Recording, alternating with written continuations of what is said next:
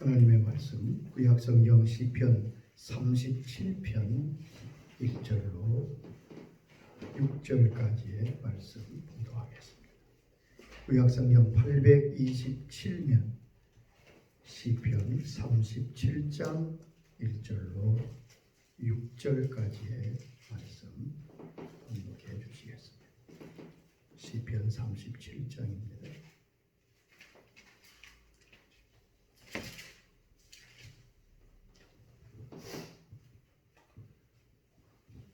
행악자를 인하여 불평하여 하지 말며 불을 행한 자를 죽게 하지 말지어다. 저희는 불과 같이 속히 배임을 볼 것이며 불은 채소같이 쇠잔할 것이니라. 여호와를 의뢰하여 선을 행하라. 땅에 거하여 그의 성질로 식물을 삼을지어다. 또 여호와를 기뻐하라. 저가 내 마음의 소원을 이루어 주시리로다. 너희 길을 여호와께 맡기라. 저를 의지하면 저가 이루시고 내 일을 빛같이 나타내시며 내 공의를 정오의 빛같이 하시리로다. 아멘. 아멘. 자, 세상에 많은 사람이 있죠. 그런데 세상의 사람들의 삶은 두 가지로 나뉩니다. 여러 종류의 여러 형태의 삶이 있는 것 같지만 세상 사람의 삶의 모습은 둘 중에 하나입니다. 첫째는 중심이 자기인 사람, 자기 중심적 사는 사람이 있습니다. 모든 삶의 목적이 자기입니다. 인생의 주인이 자기 자신입니다. 그리고 그 인생의 목적이 자기의 행복과 자기의 어떤 목적을 성취하기 위한 것이죠. 또 하나의 삶이 있는데 하나님 중심의 삶을 사는 인생입니다. 그 사람은 자기 인생의 주인이 하나님이시며 그 하나님께 순종하며 동행하는 삶을 살고 있습니다. 이런 분들의 삶의 목적은 하나님의 영광에 그 삶의 목적을 두고 있습니다. 먹든지 마시든지 무엇을 하든지 하나님의 영광을 위하여 하라는 말씀대로 사는 사람들이죠. 세상에 많은 사람들이 자기 중심적 삶을 삽니다.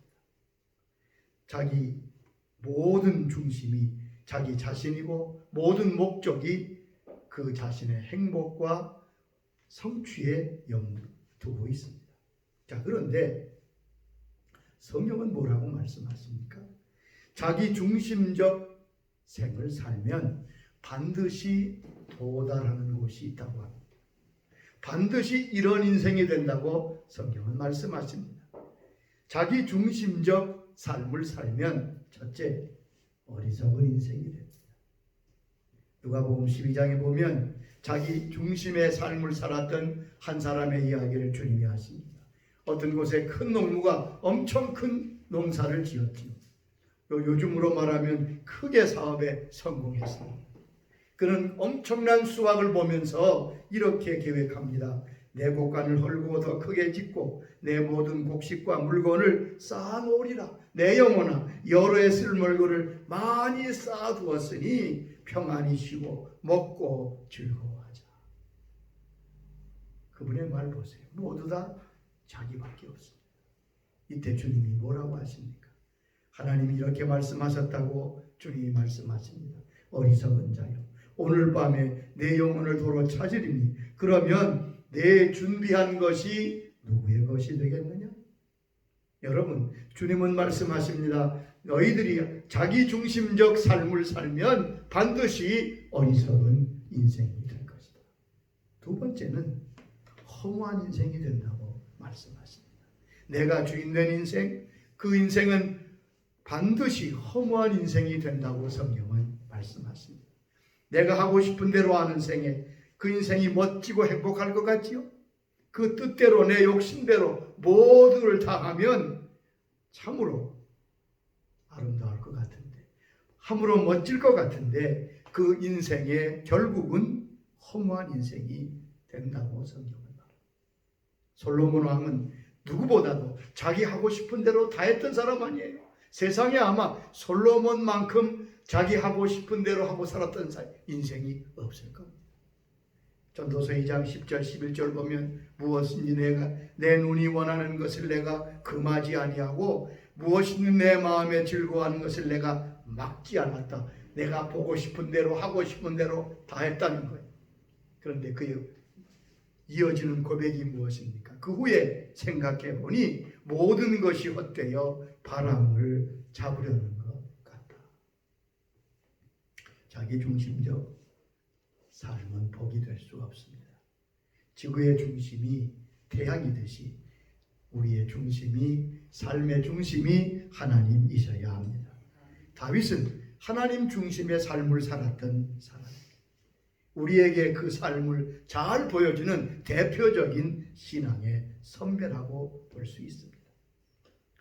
오늘 본문은 다윗이 어떻게 하나님 중심의 삶을 살고 그가 어떻게 하나님이 마음에 들어하는 인생이 되었는가를 우리에게 가르치시는 말씀의 내용입니다. 하나님이 다윗의 인생길을 열어주셔서 복되게 하신 것처럼 우리의 나가는 앞날의 인생길을 열어주시고 복되게 하시기를 원합니다. 아멘. 그러면 다윗이 어떻게 하나님 중심의 삶을 살았다고 우리에게 전하고 있습니까? 다윗이 전하는 하나님 중심의 삶의 모습을 우리는 본문에서 배워야 할 것입니다. 첫째, 나의 인생길을 하나님께 맡기고 하나님을 의지해야만 하나님 중심의 삶을 살 수 있다고 우리에게 전하고 있습니다. 자, 우리는 지금 나의 인생길을 걸어가고 있습니다. 그런데 내가 걷는 이 인생길의 특징을 우리는 잘 모르는 것 같아요. 몇십 년 동안 살아오면서 내가 걷는 이 인생길, 내가 걸어가는 인생길의 특징이 무엇임을 모르고 걸으면 그는 어려운 생을 살 수밖에 없습니다. 자, 성경은 우리 인생길이, 우리의 인생의 삶이 어떤 특징을 가지고 있다고 말씀합니다. 몇 가지 말씀을 하고 있습니다. 첫째는 내가 걷는 나의 인생길이지만 나는 그 길을 모른다는 사실입니다. 분명히 내가 내 발걸음으로 걷습니다. 그런데 내가 가는 그 길을 내가 모릅니다. 무슨 일을 만날지, 얼마나 더 걸어가야 할지 전혀 모릅니다. 내 인생길 같지만 내 원하는 대로 걸을 수 있는 것이 아니라는 말이죠. 그러면 내 길을 아시는 분은 누굽니까? 내 인생길을 내가 알아야 되는데 나는 모르잖아요. 내 성경은 내 인생길을 아시는 분이 있다고 말씀하십니다. 욥기 23장 10절을 읽어보십시오. 731페이지, 783페이지 욥기 23장 10절의 욥의 고백을 보면 인생길을 아시는 분이 누구신가를 우리는 알 수 있습니다. 나의 가는 일을 오직 그가 아시나니 그가 나를 단련하신 후에는 내가 정금같이 나오리라. 내가 가는 길을 그가 아신다. 내가 가는 길을 내가 안다고 그러지 않았습니다. 나의 가는 길을 하나님이 아신다. 자, 잠언 16장 9절 말씀에도 같은 의미의 말씀을 하고 있습니다. 928페이지 함께 다 찾아보세요. 잠언 16장 9절 보면 아주 중요한 인생길의 중요한 말씀이 거기에 기록되어 있습니다.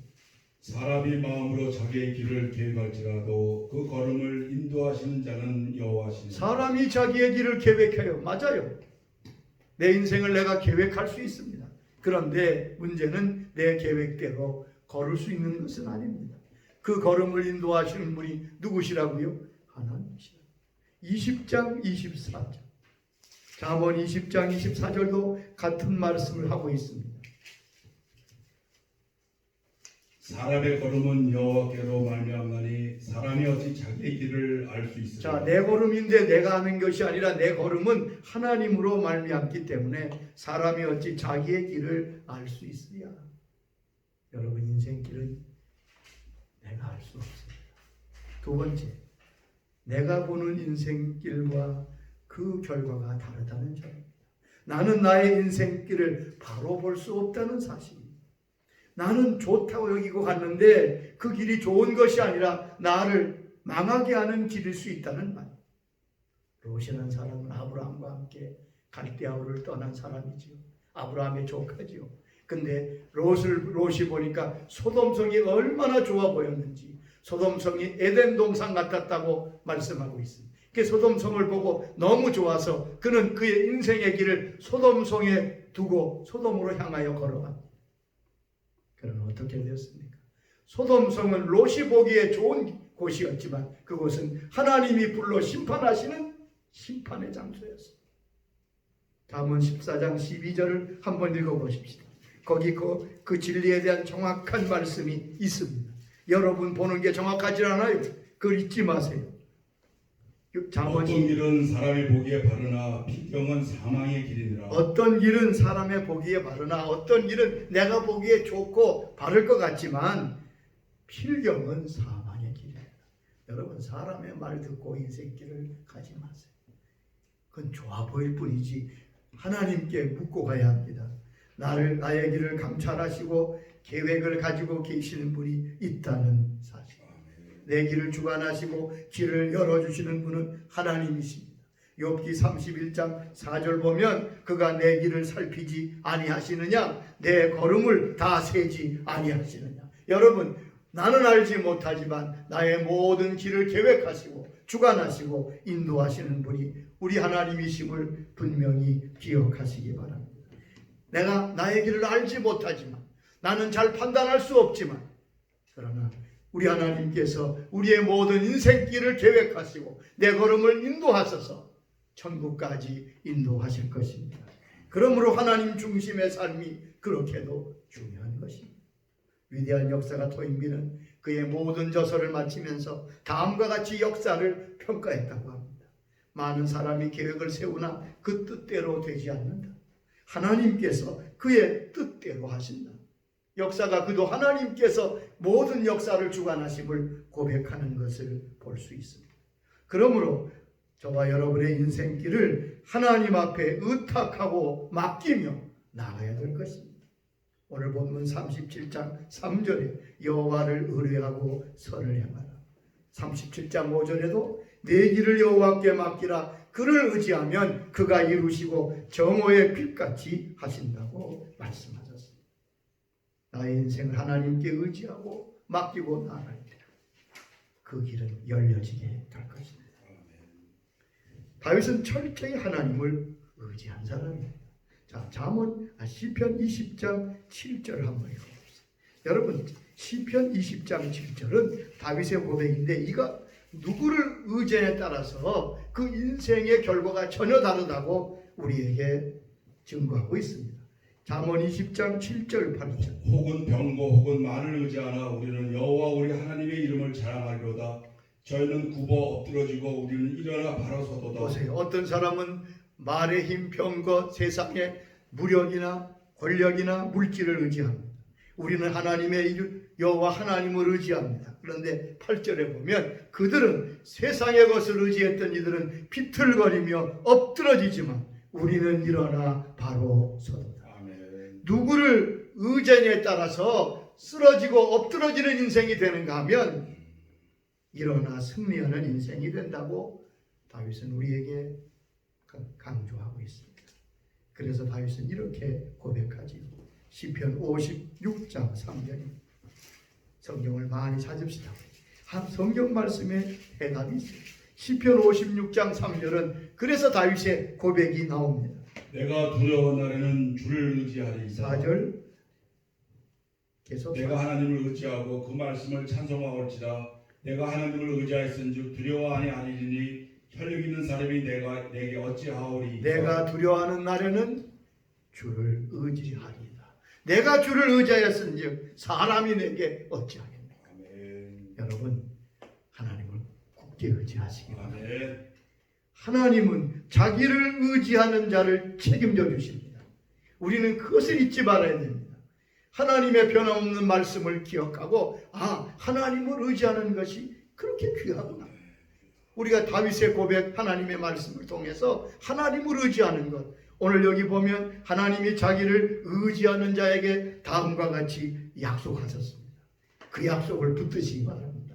그러면 우리는 결코 엎드러지지 아니하고 일어나 승리하는 하나님의 사람들이 될 것입니다. 첫째, 주를 의지하는 자는 하나님이 결코 버리지 않는다고 약속하셨습니다. 시편 9장 10절 말씀. 주로 시편의 다윗의 고백을 통해 우리는 하나님의 약속을 확실히 깨달을 수 있습니다. 자, 시편 9장 10절에 뭐라고 말씀하십니까? 여호와여 주의 이름을 아는 자는 주를 의지하오리니 이는 주를 찾는 자들을 버리지 아니하니. 자, 주의 이름을 아는 자는 주를 의지하는데 주의 이름을 의지하는 자들은 결코 버리지 아니한다. 하나님은 결코 버리지 않습니다. 아멘. 여러분 이것을 믿으십니까? 아멘. 하나님이 안 버리는데 누가 우리를 이기겠습니까? 자, 시편 94장 18절에도 이 말씀을 하고 계십니다.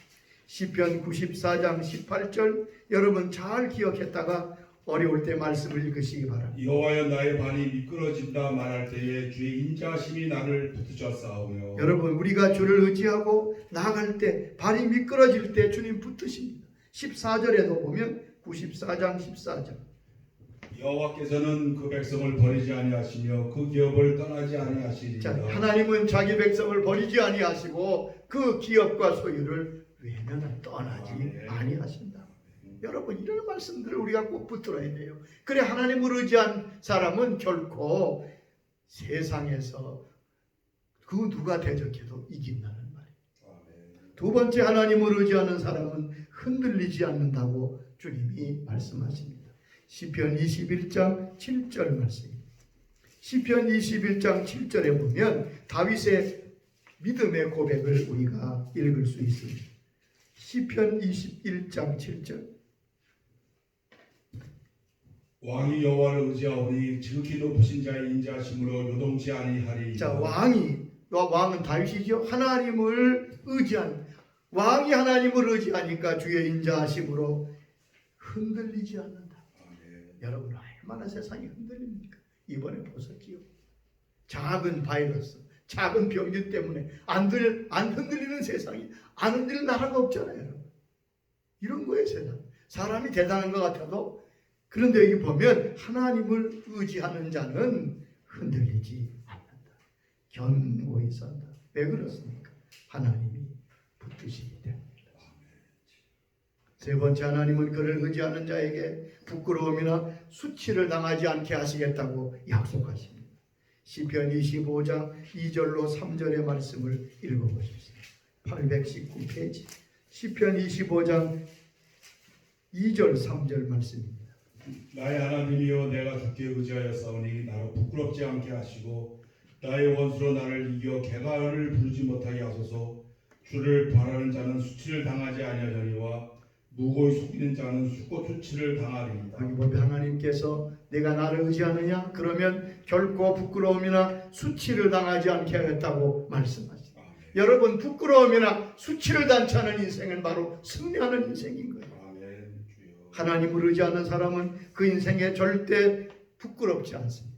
다윗도 한때 어렵고 힘들어서 수치를 당할 뻔했지만 하나님의 은혜로 다시 그는 시편 3장 3절의 고백처럼 하나님은 나의 머리를 드시는 하나님이시니 그렇습니다. 여러분 어렵고 힘들어 이러다가 내가 망신을 당하는 거 아닌가 할 때는 주를 의지하시기 바랍니다. 주를 의지하고 주께 달려가시기 바랍니다. 주님 말씀하시기를 결코 부끄러움을 당하거나 수치를 당치 않게 하겠다고 약속하셨습니다. 네 번째 하나님을 의지하는 사람은 하나님이 능력으로 그의 피난처가 되어 주신다고 약속하셨습니다. 시편 62장 7절 8절 말씀. 여러분 시편 62장의 말씀은 아주 귀한 말씀들이 많은데 먼저 7절 8절을 읽어보세요. 나의 구원과 영광이 하나님께 있으며 내 힘의 반석과 피난처도 하나님께 있도다. 백성들아 시시로 저를 의지하고 그 앞에 마음을 토하라. 하나님은 우리의 피난처시로다. 자, 백성들아 시시로 그를 의지하고 그 앞에 마음을 토하라. 하나님은 우리의 피난처시로다.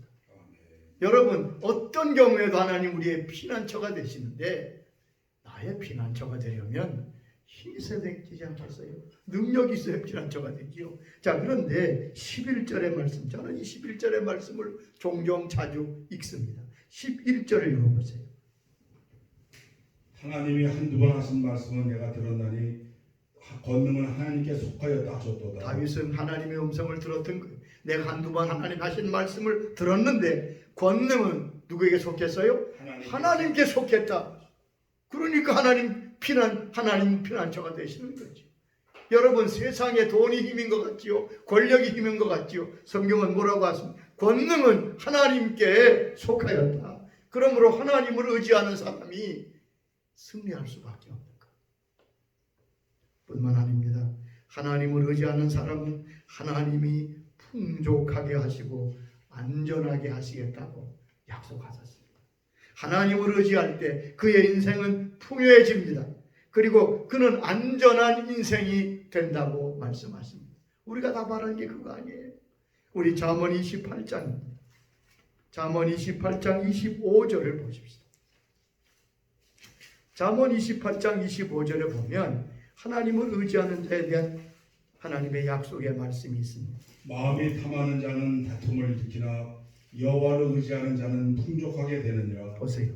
여기 보면 욕심을 부리고 다툰다고 해서 부유해지는 게 아니라, 그러면서 뭐라고 말씀했습니까? 여호와를 의지하는 자는 풍요롭게 될 것이다. 여러분, 풍족하게 되는 비결이 하나님을 의지하는 데 있어요. 자, 29장 25절, 잠언 29장 25절에는 뭐라고 약속하셨지요? 사람을 두려워하면 올무에 걸리게 되거니와 여호와를 의지하는 자는 안전하리라. 여호와를 의지하는 자는 안전하리라. 여러분, 하나님을 의지하는 것 그저 가볍게 생각하지 마세요. 이것이야말로 우리의 생이 흔들리지 아니하고 승리하게 되는 원동력이 될 것입니다. 하나님을 믿고 의지하는 사람은 그 구체적인 삶이 어떠한 것을 우리는 말씀에서 살펴보았습니다. 그런데 의지한다는 말은 믿는다는 겁니다. 이 성경 원문의 뜻을 보면 의지한다와 믿는다가 같은 뜻이에요. 그런데 구약에서는 의지한다로 번역하고 신약에서는 믿는다로 번역해서 많은 우리가 좀 혼동이 있게 됩니다. 같은 얘기입니다. 자, 그리고 의지하고 믿는 사람은 구체적인 행동으로 하나님께 그 모든 것을 맡기는 사람입니다. 신앙은 전적인 수락, 전적인 순종, 전적인 위탁, 그것이 바로 신앙의 모습입니다. 전적으로 받아들이고 전적으로 순종하고 전적으로 하나님을 의지하고 맡기는 겁니다. 그래서 여기 보면 오늘 본문에 뭐라고 말씀합니까? 내 길을 여호와께 맡기라. 자, 성경에는 너희가 믿음 있고 주를 섬긴다면 네 가지를 맡기라고 말씀하십니다. 오늘 이 말씀을 기억하세요. 가장 중요한 네 가지를 하나님이 맡아주신다고 말씀하십니다. 첫째는 37장 5절 보면 내 길을 맡겨라. 내 길을 맡겨라. 그리하면 이루신다고 말씀했습니다.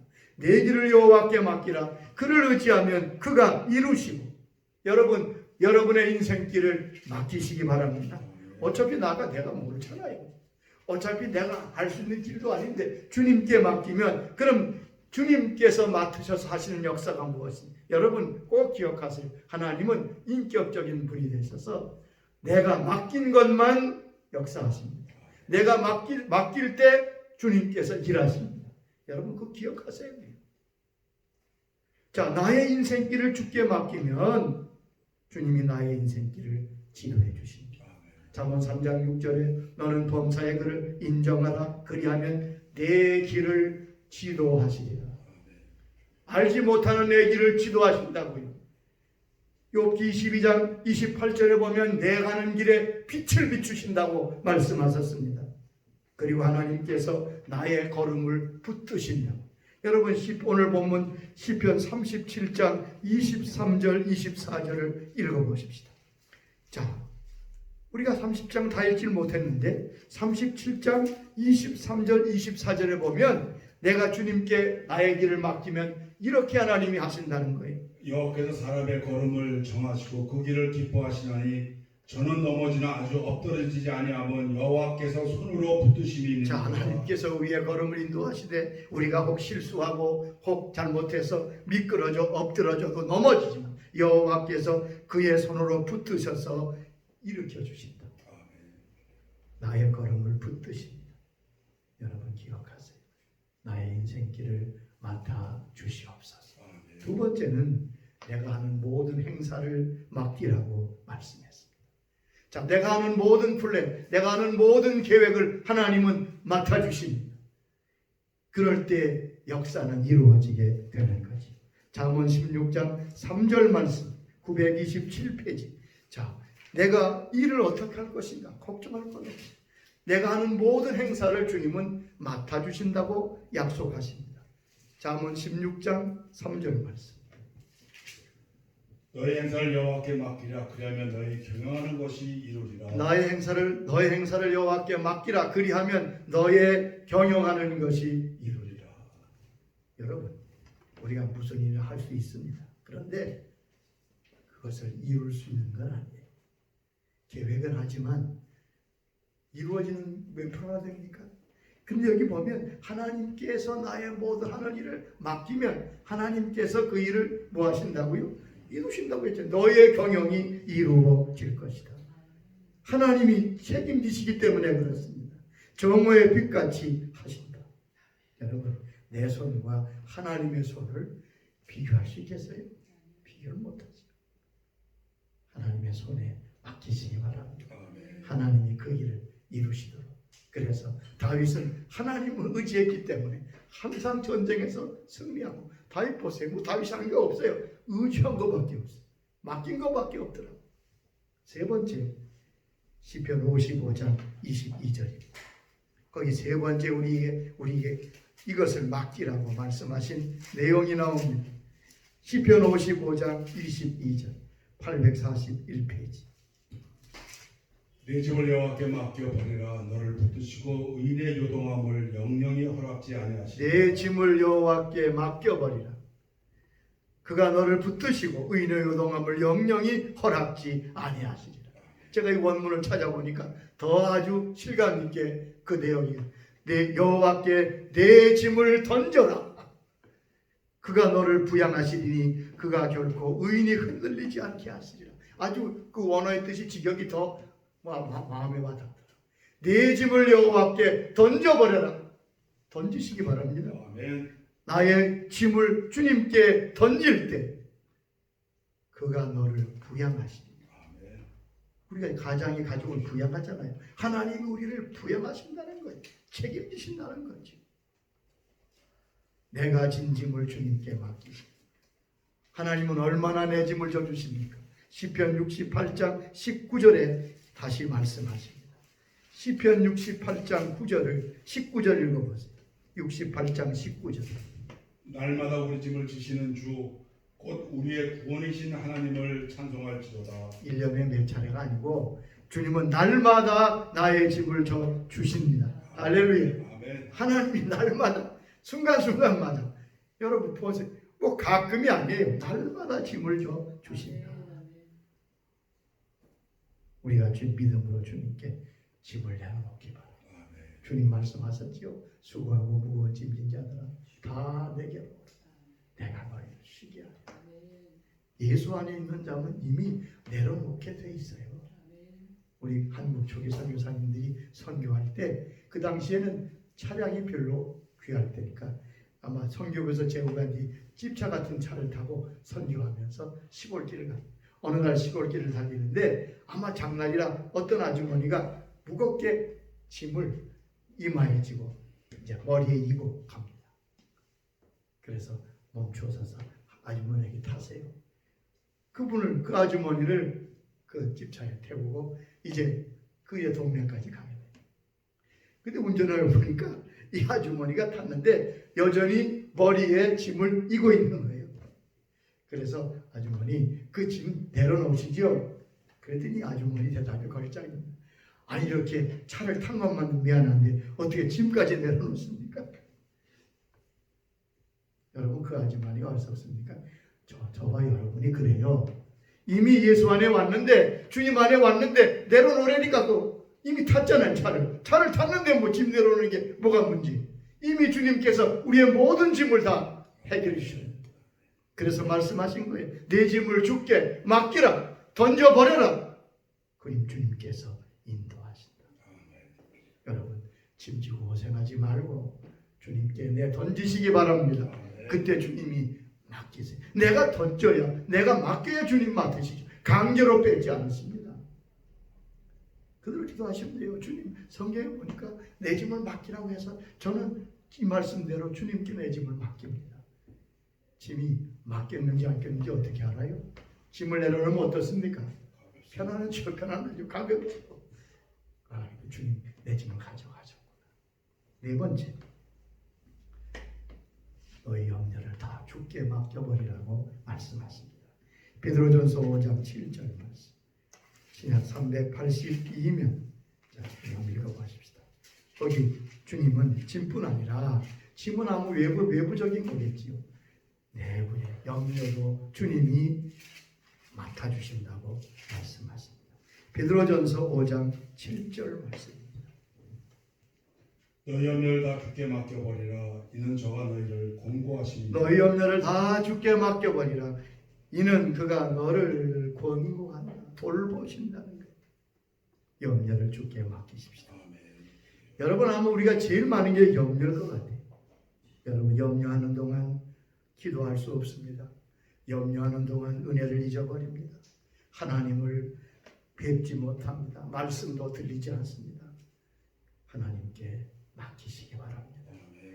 어떻게 맡길 것입니까? 빌립보 4장 6절 7절은 우리가 염려를 맡기는 방법을 구체적으로 분명하게 말씀해 주신 성경 구절입니다. 빌립보서 4장 6절 7절 322면 이 말씀을 여러분 꼭 기억하시기 바랍니다. 빌립보 4장 6절 7절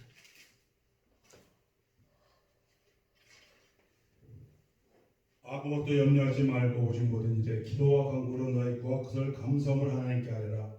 그리하면 모든 지각에 뛰어난 하나님의 평강이 그리스도 예수 안에서 너희 마음과 생각을 지키시리라. 여기 보면 모든 일에 아무것도 염려하지 말고, 첫째는 아무것도 염려하지 않습니다. 두 번째는 모든 일에 기도와 간구를 주 앞에 드립니다. 염려 대신에 뭐 하라는 거예요? 기도하라는 거예요. 염려 대신에 그 문제를 가지고 나가서 기도해라.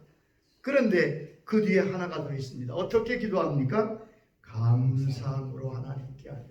원망하고 불평하고 짜증내지 말고 감사함으로 하나님께 아뢰라. 여러분, 감사함으로 우리의 당한 어려움과 염려들을 주께 아뢰시기 바랍니다. 자, 그럴 때 어떤 현상이 일어난다고요? 지각에 뛰어난 하나님의 평강이 그리스도 예수 안에서 너희 마음과 생각을 지키시리라. 자, 우리가 하나님 앞에 우리의 염려를 맡기면 하나님이 내게 주시는 것은 문제 해결이 아니라, 그 어려움이 떠나가는 것이 아니라 평강을 주신다고 말씀했어요. 여러분, 이 말씀의 의미를 좀 잘 이해해야 됩니다. 하나님께 우리가 나가서 기도하고 간구하면, 하나님께 짐과 염려를 맡기면 하나님이 우리에게 주신 응답은 무엇이냐? 평강입니다. 많은